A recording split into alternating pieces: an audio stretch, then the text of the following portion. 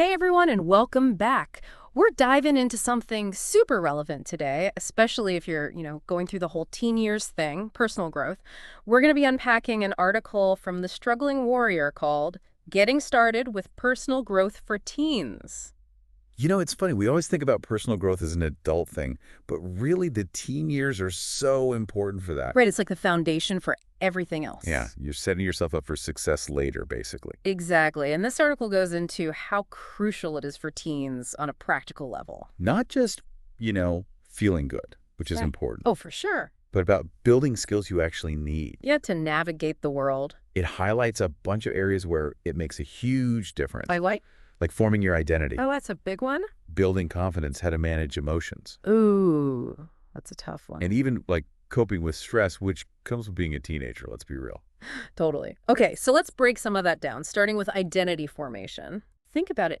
Teens are figuring out who they are, what they believe in. What they're passionate about. It's like a giant puzzle. Except you're the puzzle. Exactly. Yeah. And personal growth activities can help teens connect the pieces. Build a strong sense of self, Give them the tools to understand themselves better. which the article says emotional intelligence is a big one. Emotional intelligence. Yeah, and it's not just about, recognizing your own feelings, but understanding how other people feel. And responding in a way that builds healthy relationships. Exactly. It's like when your friend is upset about something, instead of just saying, get over it, you try to see it from their side and offer support. Right. That's emotional intelligence. And that kind of empathy you can develop through something as simple as reading. Okay, wait, before you say it, I know what you're thinking. Reading, seriously. I know it might not sound exciting. Yeah, but hear me out. The article digs into why it's so powerful for teens. It's not just about escaping into a good story. It's about being exposed to different worlds, perspectives, different ways of thinking. Like, imagine reading a historical fiction novel, and suddenly you're transported back in time. You're experiencing life through the eyes of someone who lived centuries ago. Right. That's how reading can foster empathy and broaden your understanding of the world. And it's not just fiction. Either reading nonfiction can help you develop critical thinking skills, which are so important in today's world. Critical thinking. Yeah, it's like being a detective for information.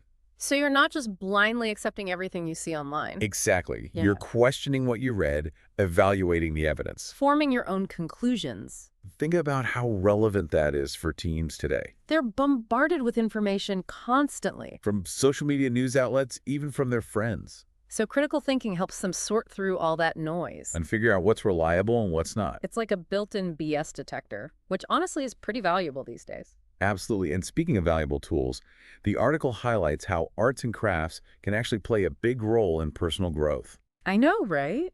You wouldn't think of like finger painting as personal growth, but it's about so much more than just expressing your creativity. It's about learning to take risks, Receiving feedback, developing those fine motor skills that are important for all sorts of things. like writing, playing music, even using tools. And let's not forget the satisfaction of creating something with your own hands. That sense of accomplishment and the patience it takes to see a project through. In a world of instant gratification, that's a pretty powerful lesson. It really is, and those same principles apply to puzzles and problem-solving activities. Puzzles. Whether it's a jigsaw puzzle, Sudoku, even those brain teaser apps you see everywhere. They challenge you to think critically, plan ahead, develop strategies. And the best part is you're having fun while you're doing it. Right. You're learning to embrace challenges and develop persistence, which are essential life skills no matter what you end up doing. Like those moments when you're struggling with a puzzle and you finally figure it out. Yes. That feeling of satisfaction. And It's a great reminder that you can overcome obstacles if you stick with it. and even hobbies can contribute to personal growth, which might come as a surprise to some. We often think of hobbies as just something we do for fun in our spare time, Right. but they can actually teach us valuable skills. It makes sense when you think about it, whether you're into photography, coding, playing a musical instrument, Even collecting stamps. you're developing skills like organization, problem-solving focus, even memory. Let's not forget about the confidence boost that comes from pursuing something you're passionate about. Hobbies can help teens discover their talents, develop their interests. Find their tribe. And those things can have a ripple effect on other areas of their lives, like their schoolwork, their relationships, even their future career choices. It's all connected. Now, shifting gears a bit, the article also talks about the importance of journaling, especially for teens who might find it hard to express themselves verbally.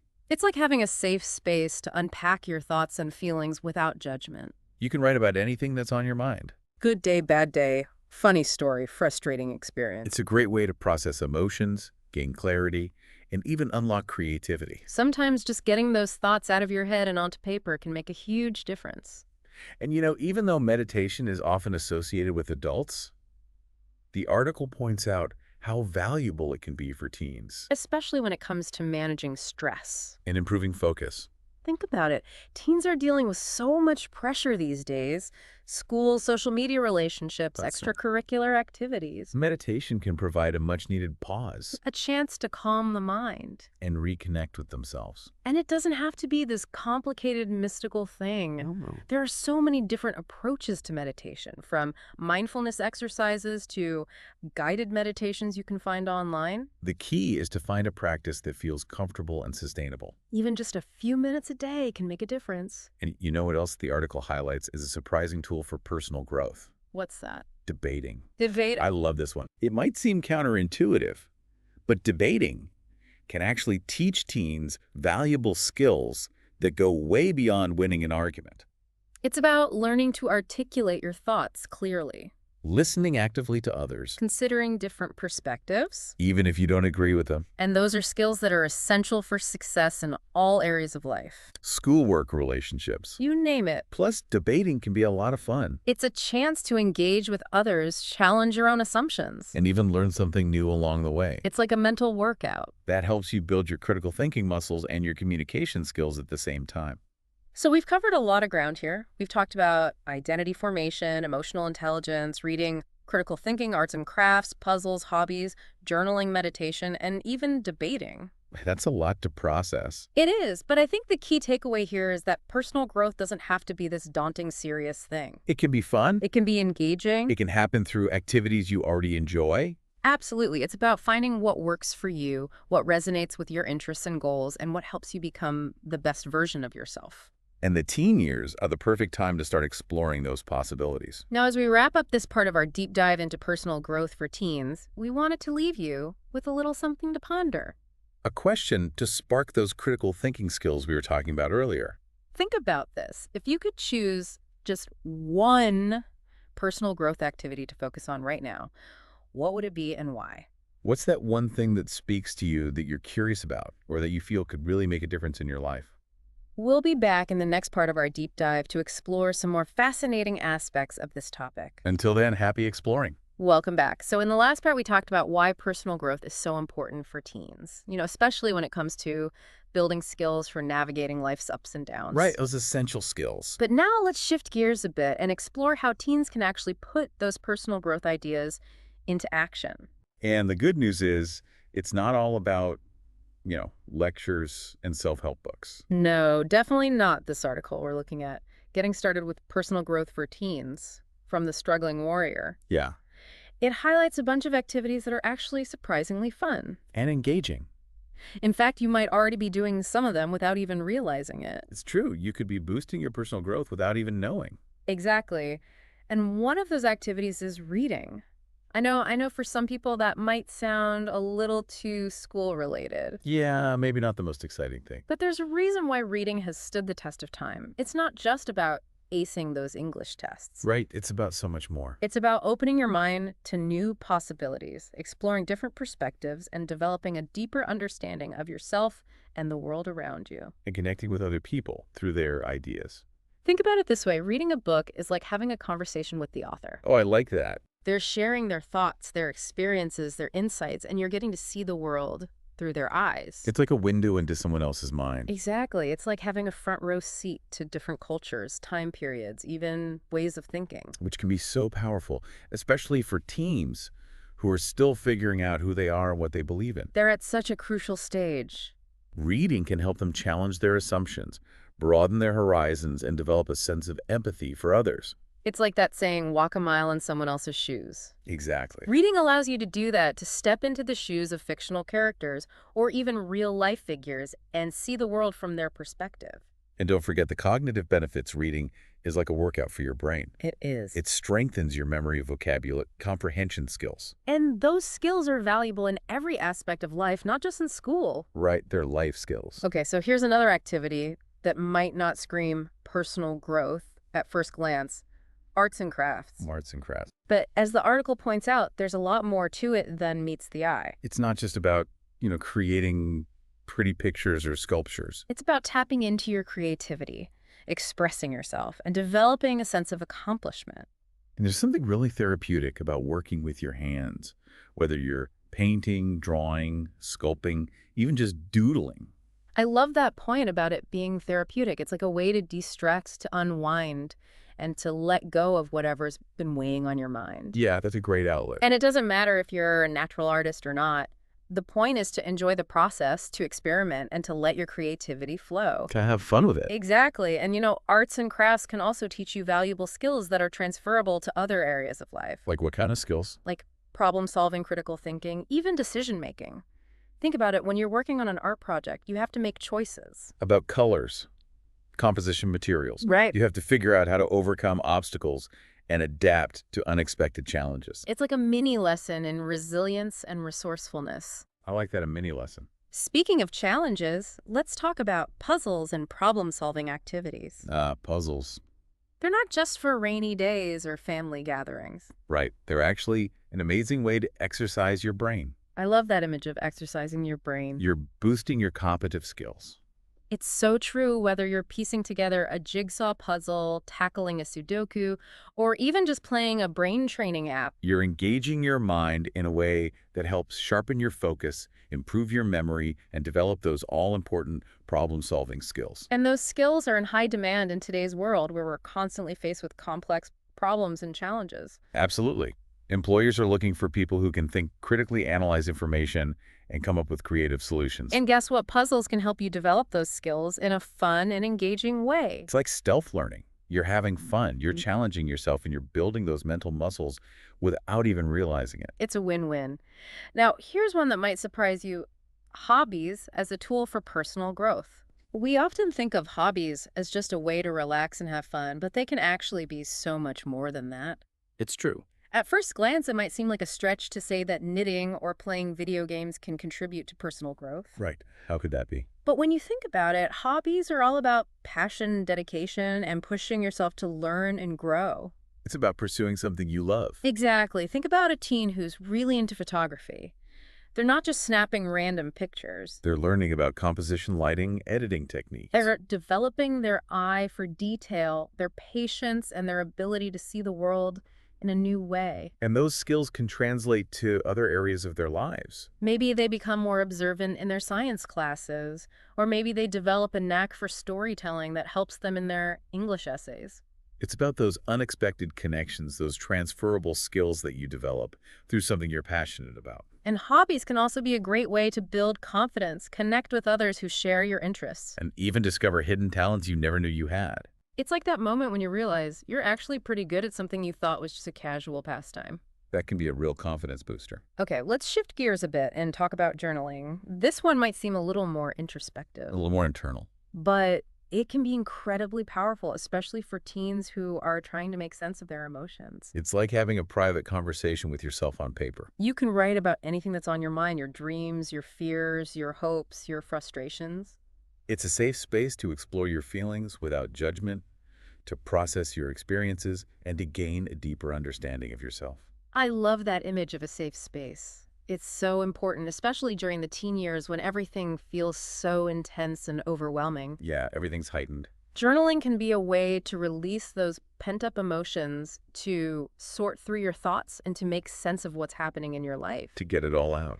And, it doesn't have to be this big, elaborate thing. Hey, no, not at all. You don't need a fancy journal or a Yeah. set writing schedule. Just grab a notebook, a pen, and write whatever comes to mind. Just start writing. It can be as simple or as detailed as you want it to be. The important thing is to be honest with yourself, to let your thoughts flow freely, and to see where they take you. Let it all out. Now, speaking of finding a quiet space to connect with yourself, let's talk about meditation. Meditation. I know it might sound a little too zen for some teens, but it's really not about chanting or sitting in lotus position for hours on end. No, it's much simpler than that. It's about finding a few moments of stillness in your day, a chance to quiet your mind, focus on your breath, and just be present in the moment. To tune out the noise. And you'd be surprised how beneficial those few moments can be, especially for teens who are constantly bombarded with stimulation and distractions. It's like hitting the pause button on the chaos of everyday life. It's a chance to reset, recharge, and come back to yourself feeling more centered and focused. And there's so many different types of meditation, so you just have to find one that resonates with you. There's mindfulness meditation, walking meditation, guided meditation, even meditation apps that can help you get started. It's about finding what works for you and incorporating it into your routine in a way that feels natural and sustainable. Okay, and now for something a little more unexpected, debating as a tool for personal growth. Debating as personal growth? You might not think of arguing as a path to personal growth, Right. It seems kind of counterintuitive.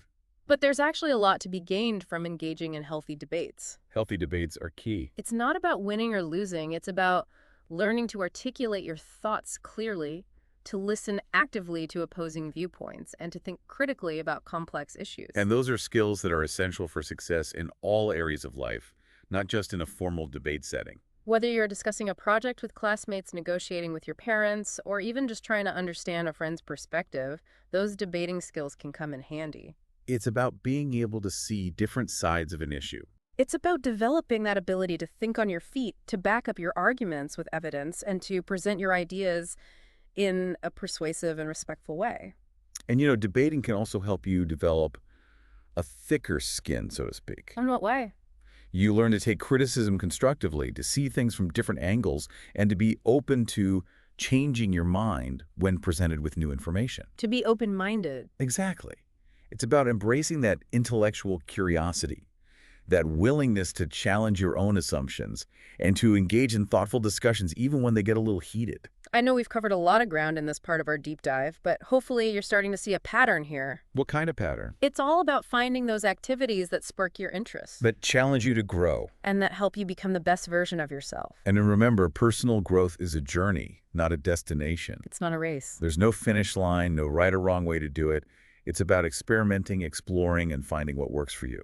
Now, as we wrap up this part of our deep dive, we want to leave you with another thought-provoking question to consider. Okay, I like these thought-provoking questions. Imagine you have the opportunity to share one piece of advice about personal growth with a younger teen. Someone just starting out?